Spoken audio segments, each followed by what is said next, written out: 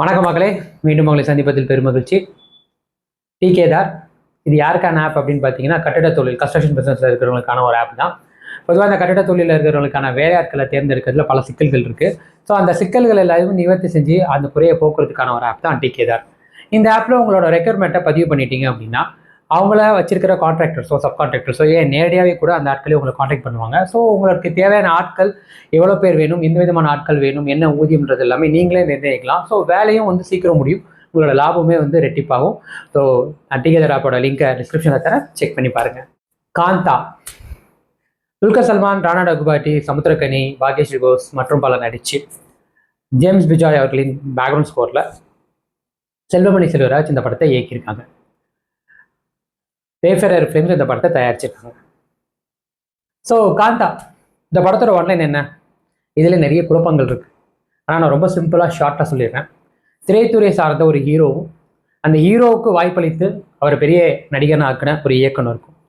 ரெண்டு பேருக்கு நடுவில் இருக்கிற இந்த ஈகோ போரில் மாட்டிக்கிற ஒரு புது ஹீரோயின். அவங்களுக்கு என்ன ஆகுது, அதுக்கப்புறம் இந்த படம் எதை நோக்கி நகருது, அவ்வளோதான்.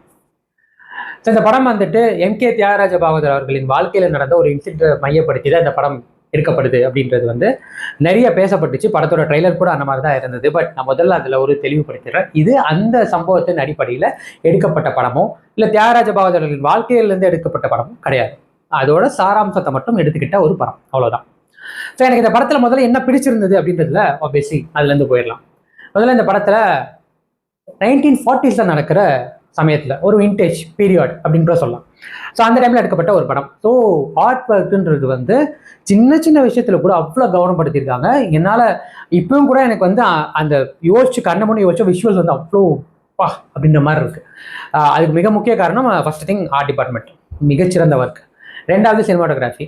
பொதுவாக ஒரு படத்துக்குள்ளே படம் எடுக்கிறாங்க அப்படின்னு வரும்போதே நிறைய குழப்பங்கள் வரும், நிறைய சட்ட சிக்கல்கள்லாம் வரும். பட் இந்த சினிமாட்டோகிராஃபி ப்ரெசென்ட் பண்ண விதம் அது படம் எடுக்கிறப்போ பிளாக் அண்ட் ஒயிட்லையும், அதை தாண்டி ஒரு சில இடங்களில் கலராக படம் எடுக்கப்பட்டதில் நம்மளோட இந்த படம் காந்தா படம் கலராக இருக்கும். பட் அவங்க அதுக்குள்ளே எடுக்கிற ஒரு படம் இருக்குல்ல, அந்த படம் பிளாக் அண்ட் ஒயிட்டில் இருக்கும். ஸோ இது ரெண்டு விதமாகவும் பார்க்குறப்பையும் நம்மளுக்கு விஷுவல்ஸ் பயங்கரமாக இருந்தது சொல்லணும். ஸோ சினிமாட்டோகிராஃபி டாப் நாச் ஒர்க்குன்னு சொல்லணும். மூணாவது இந்த படத்தோட பெர்ஃபார்மன்ஸ், ஆக்டிங்.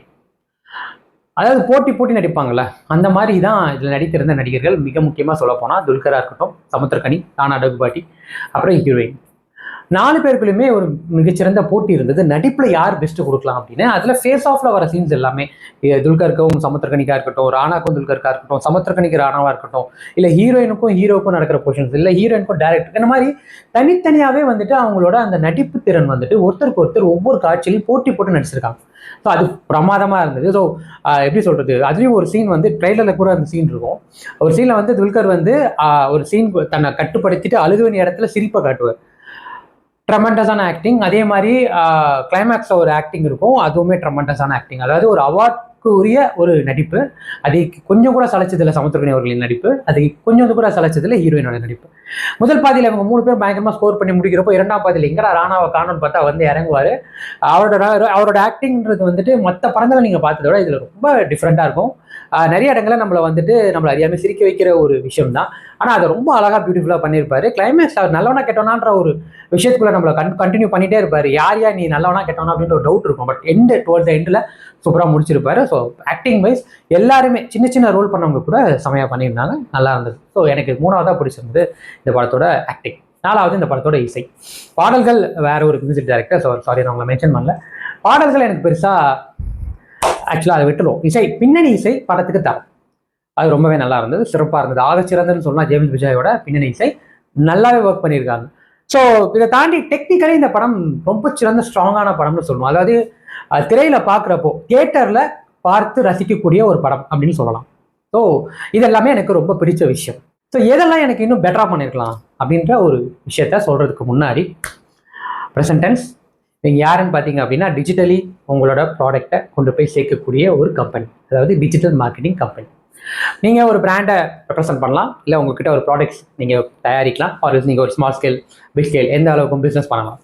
இதை வந்து டிஜிட்டலி சோஷியல் மீடியா மூலியமாக மக்கள்கிட்ட எப்படி போய் சேர்க்கறதுன்றதுல உங்களுக்கு ஒரு கன்ஃபியூஷன் இருக்கலாம், தயக்கம் இருக்கலாம். ஏன்னா இங்கே நிறைய ஸ்கேமர்ஸுமே இன்னைக்கு வந்து உருவாகியிருக்காங்க. அது எல்லாத்தையும் தவிடுபடியாக்கி உங்களோட குழப்பங்களுக்கு ஒரு தீர்வா, உங்களோட கன்ஃபியூஷனுக்கு ஒரு முற்றுப்புள்ளி வச்சு உங்களோட பிராண்ட்ஸையும் உங்களோட ப்ராடக்ட்ஸையும் மேம்படுத்துறதுக்கான வழியை மட்டும் நீங்கள் யோசிங்க. அதை கொண்டு போய் மக்கள்கிட்ட சேர்க்கிற வழியை நாங்கள் பார்த்துக்கிறோன்ற பொறுப்பேற்றுக்கிறது தான் நம்ம ப்ரெசென்டர்ஸ். இவங்களை பற்றி மேலும் தெரிஞ்சுக்க அவங்கள பற்றின டீட்டெயில்ஸை நான் டிஸ்கிரிப்ஷனில் கொடுக்குறேன், செக் பண்ணி பாருங்க. ஸோ காந்தா இந்த படத்தில் எனக்கு இன்னும் என்ன பெட்டராக பண்ணியிருக்கலாம் அப்படின்னு சொல்கிறத விட இதை கம்ப்ளீட்டாக சேஞ்ச் பண்ணியிருக்கலாம் அப்படின்றதுல வந்துட்டு இந்த படத்தோட மிகப்பெரிய வீக்னஸாக நான் பார்க்கறது வந்து கதை அண்ட் திரைக்கதை. கதைன்னு பார்த்தீங்கன்னா நான் சொன்ன மாதிரி இரு ஆண்களோட ஈகோவுக்கு நடுவில் மாட்டிக்கிற ஒரு பெண்ணோட வாழ்க்கை என்ன ஆகுது, அவ்வளோதான். அந்த ஒன்லைனை இவங்க வெறும் யாரோட இன்ஸ்பிரேஷனல் ஒர்க்காகவும் எடுத்துக்காம டைரக்டாக ஒரு படமாக கொடுத்துருந்தா வெல் அண்ட் குட். ஆனால் படத்தோட ஆரம்பத்தில் இந்த படம் வந்து எம்கேடியோட படம் அப்படின்றதுல சாயலில் வந்து நிறைய இடங்கள்ல இவங்க அதை வந்து ப்ரொமோட் பண்ணிகிட்டே இருந்திருக்காங்க. ஸோ எல்லாருக்கும் ஒரு கணக்கு எம்கேடியே தெரியாத இந்த ஜென்ரேஷனுக்கு எம்கே தியாகராஜ பாகவதர் யார் என்ன அப்படின்ற யாரை பற்றியுமே ஒரு இன்ட்ரோ கூட கொடுக்காம இந்த ஜென்ரேஷனில் நிறைய பேருக்கு அவரை பற்றி தெரியல. ஒரு கண்டிப்பாக அவங்களுக்கு அது அறிமுகமே இருக்காது. அப்பேற்பட்டவருக்கு ஒரு அறிமுகம் கொடுத்து இந்த படம் அவர் படத்தோட ஒரு சாயல் தான் அப்படின்றது கூட மென்ஷன் பண்ணாமல் கதையோட ஓட்டத்தில் வந்துட்டு பார்த்தீங்கன்னா எம்கே தியாகராஜ பாகவதர் படத்தோட கதை அம்சத்தில் சாராம்சத்தில் ஆரம்பிச்சு அது அப்படியே டேரெக்டாக எங்கே ட்ராவல் ஆகும் அப்படின்னா எம்ஜிஆர் ஜெயலலிதாக்கு நடுவில் நடந்த ஒரு ஹீரோயினுக்குள்ள அஃபேருக்குள்ளே கொண்டு போய் கடைசியில் இந்த ஷூட்டிங்லாம் வரும்போது எப்படி இருந்ததுன்னா எனக்கு எம்ஆர் ராதாவுக்கும் எம்ஜிஆருக்கும் நடந்த ஒரு கிளாஷ் இருக்கு, அதெல்லாம் ஞாபகப்படுத்துச்சு. ஸோ ஒரு படம்னு வரும்போது ஒரு கதையை நீங்கள் எடுத்துக்கிட்டிங்கன்னா ஜஸ்டிஃபைடாக அந்த கதைக்கு கதை பண்ணணும், திரைக்கதையை அமைக்கணும். அப்போதான் மக்கள்கிட்ட போய் அது சென்றடையும். இங்கே பிரச்சனை என்னன்னா ஒரு கதையில் ஆரம்பிச்சு இன்னொரு கதைக்கு ஜம்ப் ஆகி மூணாவது வேற ஒரு கதைக்கு ட்ராவல் ஆகி கடைசியில் கிளைமேக்ஸ் வந்து மகா மட்டமாக ஒரு எண்டு. என்ன சொல்ல வரீங்க, என்ன எண்டு அது அப்படின்ற மாதிரி ஒரு மகா மட்டமான ஒரு கிளைமேக்ஸ். அது என்னால் ஏற்றுக்கவும் முடியல, அது ஒன்றும் பண்ண முடியாது இனிமேல் அப்படின்னு வச்சுக்கோங்க. ஸோ அது எனக்கு சுத்தமாக பிடிக்கல. ரெண்டாவது, முதல் பாதியிலேயே ஒரு கொலை நடக்குது, அந்த கொலைகாரன் யாருன்றத முதல் பாதியிலே உங்களால், அதாவது முதல் காட்சியிலே உங்களால் யூகிக்க முடியும், ரொம்ப ஈஸியாக யூகிக்க முடியும். ஸோ அது டுவர்ட்ஸ் த கிளைமேக்ஸ் அது ரிவீல் ஆகும்போது ஒன்றுமே இருக்காது, சப்புன்னு இருக்கும்.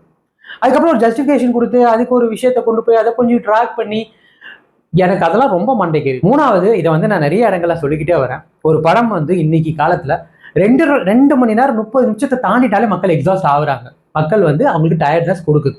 அதை தாண்டி நீங்கள் அவங்கள உட்கார வைக்கணும் அப்படின்னா உங்ககிட்ட ஒரு ஆகச்சிறந்த ஒரு மேஜிக் இருக்கணும். அந்த ஆகச்சிறந்த மேஜிக் இல்லாமல் நீங்கள் 2.5 மணி நேரம் 2:40 2:45 2:50 நீங்கள் இஷ்டத்துக்கு எடுத்துகிட்டு போனால் அது மிகச்சிறந்த ஒரு உச்ச நட்சத்திரமாக இருந்தாலும் அது அடிபடும். அதுக்கு ஒரு சிறந்த எடுத்துக்காட்டு கூலி. சிம்பிள். நீங்கள் 2 மணி நேரம் 45 நிமிஷம்லாம் எடுத்தீங்க அப்படின்னா கண்டிப்பாக உங்களுக்கு ஒரு கட்டத்தில் எக்ஸாஸ்ட் ஆகும். அந்த படத்தில் உள்ள குறைகள் அப்பட்டமாக நம்ம படம் பார்த்து முடிக்கிறதுக்கு முன்னாடி தெரியும். ஸோ இந்த படமும் ஒரு பீரியாடிக் மூவி, ஒரு த்ரில்லர் ஜானரில் உள்ள ஒரு படம். இந்த படத்துக்கு ஒரு கம்ப்ளீட் ஒரு சீரியஸ் படத்துக்கு 2 மணி நேரம் 40 நிமிஷம்ன்றது ரொம்ப ரொம்ப ரொம்ப பெரிய டைமிங். ஸோ ஆப்வியஸ்லி அதையும் கம்ப்ளீட்டாக ஒரு 1/2 மணி நேரம் படத்தை ட்ரிம் பண்ணி எடுத்துருக்கலாம். அது. நாலாவது, இந்த படத்தோட பாடல்கள் எங்கேயுமே ஓட்டலை, படத்துல எங்கேயுமே ஓட்டலை. அதுவும் இல்லாமல் இந்த படத்தோட மேக்கப் வந்துட்டு எனக்கு புரியல. எனக்கு எம்கேடியோட வரலாறை காட்டக்கூடாதுன்றதுனால, மேபி முழுசாக காட்டிடக்கூடாதுன்றதுனால ஹேர் ஸ்டைலை கூட மாற்றலை. பிரச்சனை என்னன்னா அது நிறைய இடத்துல துல்கரை வந்து எம்ஜிஆர் மாதிரி காட்டிடுச்சு. எம்ஜிஆர் அவர்களை பிரதிபலிச்சனாலேயே இந்த ரொமான்ஸ், இந்த அஃபேரெல்லாம் காட்டும்போது ஆப்வியஸ்லி அது அவரோட அந்த காலகட்டத்தை ஞாபகப்படுத்துறதை நம்மளால தவிர்க்க முடியாது. ஸோ இந்த ஹேர் ஸ்டைல் தான் எம்கேடியோட ஆஸ்தான ஹேர் ஸ்டைல். அவர் நிறைய இடங்களில் பாடுற காட்சிகள் ரெண்டுமே இல்லை படத்தில்.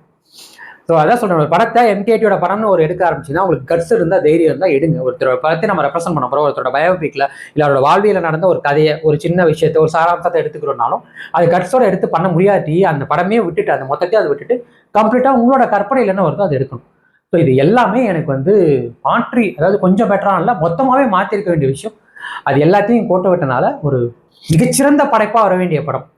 இந்த விஷயங்களெல்லாம் கோட்டை விட்டனால ஒரு ஆர்ட் ஃபிலிம்ஸ் பார்க்குறவங்களுக்கோ, சினிஃபிலிஸ்க்கோ, இந்த படங்களை மட்டுமே எல்லா விதத்திலையும் நுணுக்கமாக பார்க்குறவங்களுக்கு மட்டுமே இந்த படம் ஒரு சிறந்த படைப்பாக தோணுமே ஒழிய ஜென்ரல் ஆடியன்ஸாக வர மக்களுக்கு இந்த படம் கண்டிப்பாக எந்த விதத்திலையும் கனெக்ட் ஆகாது, புரியாது, புரிதல் இருக்காது. ஸோ ஆப்வியஸ்லி இது ஒரு டிசப்பாயின்மெண்ட்டாக தான் எனக்கும் புரிஞ்சுது. ஆப்வியஸ்லி அது ஜென்ரல் ஆடியன்ஸாக பார்க்குறவங்களுக்கும் மேபி அது அப்படி தான் இருக்குன்றது என்னோட நம்பிக்கை. அதை தாண்டி இந்த படம் நல்லா ஒன்று.